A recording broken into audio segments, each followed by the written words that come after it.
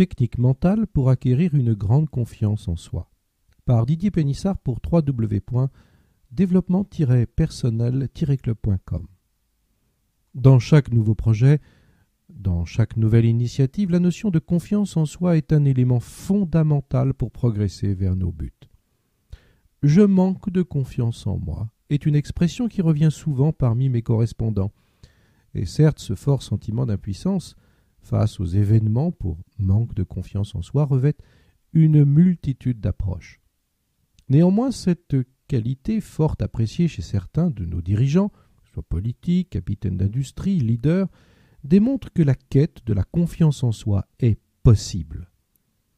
N'oubliez jamais que l'on ne n'est pas confiant en soi, on le devient. Premièrement, de mieux s'apprécier, 2. D'entendre de nouvelles initiatives, 3. D'être plus efficace. Voici donc une première technique pour mieux s'apprécier. Dès l'instant où votre appréciation de vous-même est plus importante que celle des autres, vous ressentez immédiatement un grand sentiment de libération naître en vous. Vous avez des qualités, des potentialités qui sont en vous, et ces attributs sont plus nombreux que vous ne pouvez l'imaginer. S'apprécier soi-même est une attitude mentale positive. Quand vous faites un travail et que vous remplissez votre obligation, n'oubliez point de vous féliciter intérieurement. Même pour une tâche qui peut vous sembler banale, félicitez-vous intérieurement. Le processus est d'une étonnante efficacité. Vous entretenez un dialogue intérieur qui s'avère fréquemment négatif. Dès que vous avez raté une démarche, votre auto-dénigrement se met facilement en marche. J'ai été nul lors de cet entretien. Je n'ai pas été assez efficace, assez rapide. J'aurais dû être plus mordant, plus convaincant. Maintenant, rappelez-vous comme un témoignage d'encouragement ou de félicitations de la part de votre supérieur hiérarchique, même rare, qui peut vous embellir la vie. Vous voyez tout de suite la journée différemment. Tout va mieux. Et le plus surprenant est l'effet sur votre productivité et vos résultats. L'effet des mots encourageants de votre supérieur, par exemple. Autre solution. Ne vous comparez jamais aux autres.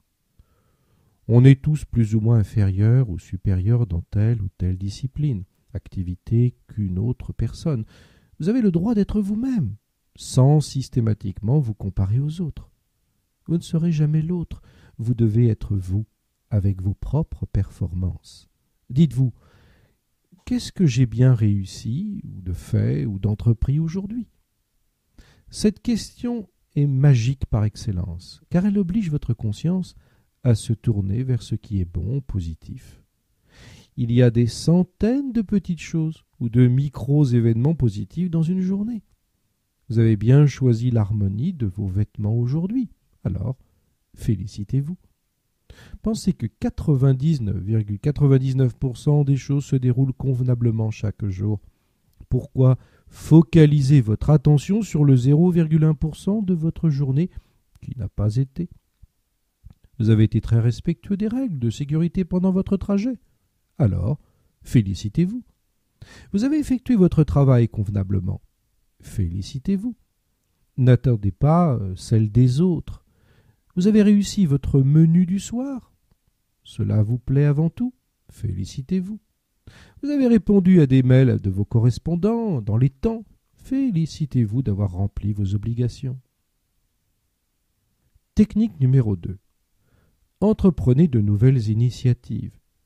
Si on demande à un individu manquant cruellement de confiance en lui-même comment il imagine la poursuite d'un projet, il vous répond qu'il voit ce qu'il doit faire dans son ensemble. Là est la cause de son manque de confiance en soi. Il se démotive par la vision de l'ampleur de sa tâche. Dans une initiative ou un projet, vous devez fractionner en sous-projets. Plus vous verrez les petites étapes, plus il vous sera aisé de franchir l'étape de la première action, puis du premier pas. Un projet divisé en 10 étapes est moins impressionnant qu'en le voyant en une seule. De même, si vous pensez que c'est encore trop pour vous, mais rien n'empêche de sous-diviser les étapes. Je me rappelle un homme d'action qui avait inventé le plan de 5 minutes. Essayez le plan de 5 minutes. Très efficace. Je l'ai testé moi-même. Quand une décision à prendre vous perturbe par un manque de confiance en vous, cessez de voir tout le projet dans son ensemble et planifiez ce que vous pouvez faire en 5 minutes. Dites-vous que tout le projet est de remplir d'activités les 5 minutes qui suivent par une action vers le projet. Tout un chacun est capable de se fixer un plan bien rempli de 5 minutes. Vous noterez que votre esprit va vous donner l'énergie pour commencer votre projet dans le plan de 5 minutes. Et rien ne vous y empêche. Or, il est aujourd'hui admis que la confiance se nourrit d'elle-même. Plus vous avez de réussite, et plus vous en attirez d'autres. Au bout des 5 minutes, vous avez commencé à agir. Félicitez-vous de votre initiative. Vous avez réussi votre plan de 5 minutes. Bravo! Aussitôt, projetez un autre plan de 5 minutes, puis un autre, puis passez au plan de 15 minutes. Et chaque fois, pensez à vous féliciter de votre réussite. Vous allez vite déborder d'énergie et de confiance en vous.